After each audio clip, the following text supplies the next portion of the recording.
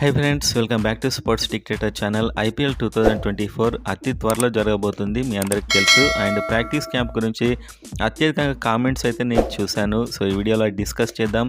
SRH fans మెయిన్గా and IPL fans వీడియోని అయితే లైక్ చేయండి.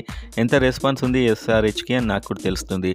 అండ్ ఎస్ఆర్హెచ్లో ఈసారి మీకు ఇంట్రెస్టింగ్ అనిపిస్తున్న ప్లేయర్ ఎవరో కామెంట్ చేసి సబ్స్క్రైబ్ చేసుకోండి. ఐపీఎల్ ఎస్ఆర్హెచ్ అప్డేట్స్ మన ఛానల్లో క్విక్గా ఉంటాయి. సో వీడియోలోకి వెళ్ళినట్లయితే ఈసారి తెలుగు ప్లేయర్ నితీష్ కుమార్ రెడ్డి రంజీ ట్రోఫీలో అదరగొట్టాడు, నేను చాలాసార్లు చెప్పాను. అండ్ కొత్త లుక్తో కొత్త బౌలింగ్, మొత్తానికైతే అతడు ఫామ్లో ఉన్నాడు. సో అతనికి టీంలో ప్లేస్ ఇస్తే ఖచ్చితంగా ఇంప్రూవ్ అవుతాడు అండ్ ఒక వరల్డ్ క్లాస్ ఆల్రౌండర్గా మారే అవకాశాలు చాలా ఎక్కువగా. అండ్ అతనికి టీంలో ప్లేస్ ఇవ్వాలనుకునే వారంతా వీడియోని అయితే లైక్ చేయండి. అండ్ అదేవిధంగా మీరు చూస్తే ప్రాక్టీస్ క్యాంప్, అన్ని టీమ్స్కి ప్రాక్టీస్ క్యాంప్స్ అయితే ఇప్పటివరకు ప్రాపర్గా స్టార్ట్ కాలేదు. అండ్ ఈ ప్రాక్టీస్ క్యాంపులు ఎందుకంటే రంజీ ట్రోఫీ జరుగుతుంది, చాలా కంట్రీస్లో ఇంకా లీగ్స్ అవన్నీ జరుగుతున్నాయి. సో మీరందరూ కామెంట్స్లో చాలా వరకు ఇదే అడుగుతున్నారు. సో ప్రాక్టీస్ క్యాంప్ మార్చి 10th వరకు స్టార్ట్ అయ్యే అవకాశం ఉంది. ఒక 10 days వరకు అయితే ప్రాక్టీస్కు టైం ఉంటుంది అంతే.